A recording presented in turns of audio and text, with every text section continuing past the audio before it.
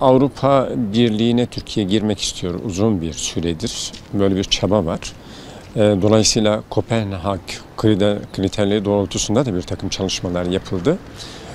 Birçok yasa da değişti. Ama bu yasalardan belki bizim toplumumuzu en çok yaralayan yasa 6284 sayılı yasa olmuştur. Çünkü bu yasa ile birlikte son 4-5 yıldır özellikle boşanma sayısı bir hayli arttı. Geçen senelere nispetle büyük oranda bir boşanma aile bütünlüğü zedeleniyor. Onun dışında kadına yönelik şiddette bir artış söz konusu. Artı evliliklerle ilgili bir takım sorunlar yaşamaya başladık. 18 yaşın altındaki evlilikler bir hayli problem olmaya başladı. Yani kız ve erkek birbirlerini kabul etmelerine rağmen, ailelerin kabul etmelerine rağmen yaşlarının küçük olması dolayısıyla iş mahkemeye intikal ediyor ve neredeyse çok büyük bir kabahatmiş gibi evin reisi içeriye atılıyor, hapishanelere atılıyor.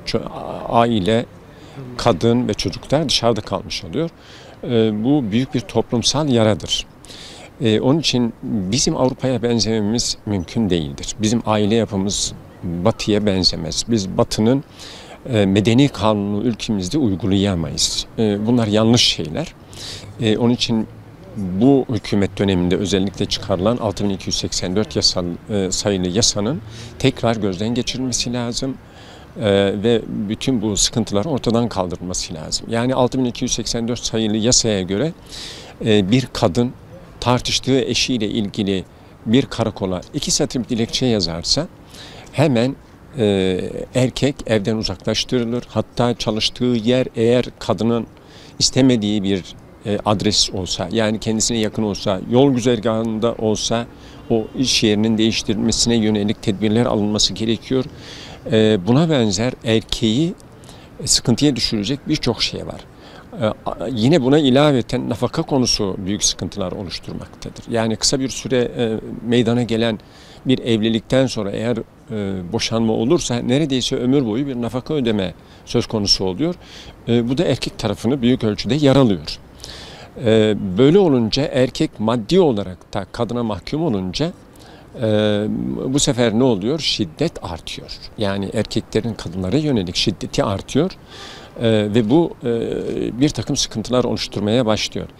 Şu pencereden olaya bakmamak lazım. Yani kadın ve erkek asla eşit değildir. Bazı konularda kadın erkekten çok daha önde gelir. Yani şefkat, merhamet, çocuklara bakma, çocukları sahiplenme konusunda mukayese edilmeyecek derecede üstündür.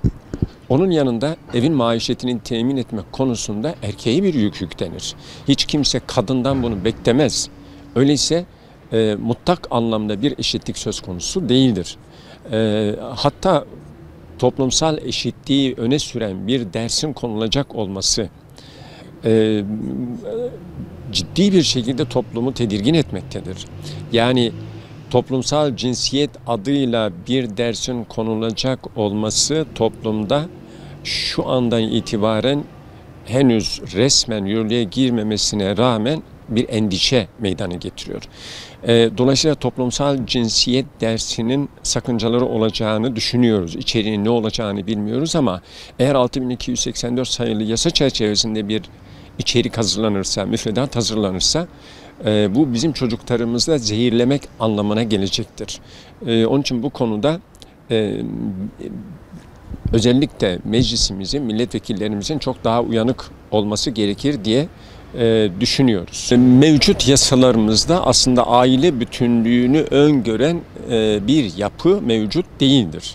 Bir toplumun sağlam bir dokuya sahip olabilmesi için aileyi sağlam bir temele oturtmak zorundayız. Çürük bir şekilde oluşturulan ilişkileri pamuk ipliğiyle birbirine bağlı olan bir aile yapısından sağlam bir toplum yapısına geçmemiz mümkün değildir. Dolayısıyla 6284 sayılı yasa da aile yapımızı tamamen sarsıyor. Aile yapımızı sarsan sadece 6284 değildir. Ayrıca televizyonlarımızdaki diziler, özellikle az bile olsa resmi makamlardaki, resmi televizyon kanallarındaki diziler bile bizim yapımıza uygun değildir. Ailemizi korursak, sağlamlaştırırsak sağlam nesiller gelir. Aileler birbirinden kopuk olunca sokağa terk edilen çocuklar ya da anneye veya babaya terk edilen çocuklardan iyi bir nesil beklemek beyhude olur. Bundan da bir netice çıkmaz. Dolayısıyla hele yine televizyonlarda bir takım yarışmalar var ki o yarışmalar zaten yine aile yapımıza her biri birer dinamit hükmündedir. Mutlaka bunların da önüne geçmek gerekiyor.